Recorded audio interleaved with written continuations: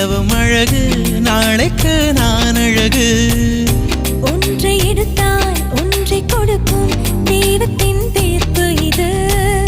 வாழ்க்கை என்ன மளிகை கடையா